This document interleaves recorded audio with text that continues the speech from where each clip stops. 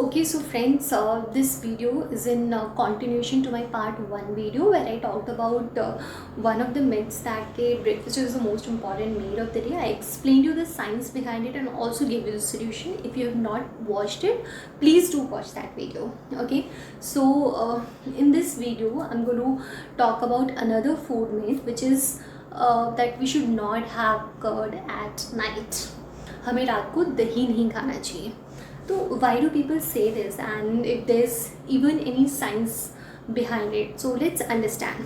तो पहले ये समझते हैं कि curd in terms of nutrients क्या होता है and how fast it gets digested.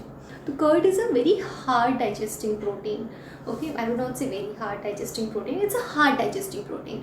तो it takes some time to digest. ठीक है ना. रात को हमारा जो the body is not at its full functioning, क्योंकि मैंने आपको प्रीवियस वीडियो में बताया था हमारी जो बॉडी की फंक्शनिंग होती है it is similar to the sun. Morning में वीक होता है, then it is that peak in the afternoon and then again it slows down.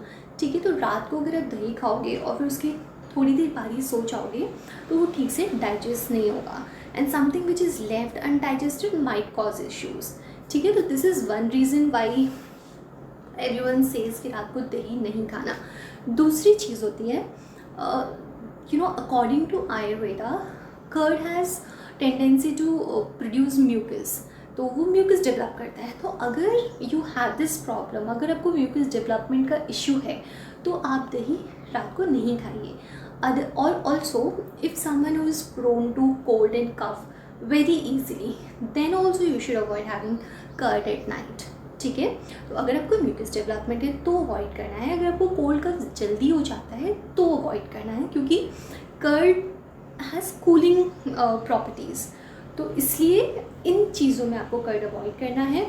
Otherwise you can have curd and also you need to make sure कि आप curd खाने के बाद you giving मतलब आप 2-3 घंटे बाद सो रहे हैं ताकि वो ठीक से डाइजेस्ट हो जाए.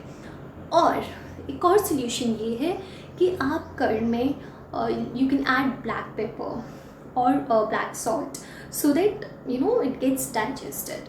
So this is the solution if you want to have curd at night. Also you can include buttermilk instead of curd. अब buttermilk ले सकते हो, that gets easily digested. तो आपको ऐसे sacrifice नहीं करना है कि कर्ड रात को खाना ही नहीं है. राइट तरीके से खाओगे तो कोई प्रॉब्लम नहीं होगी.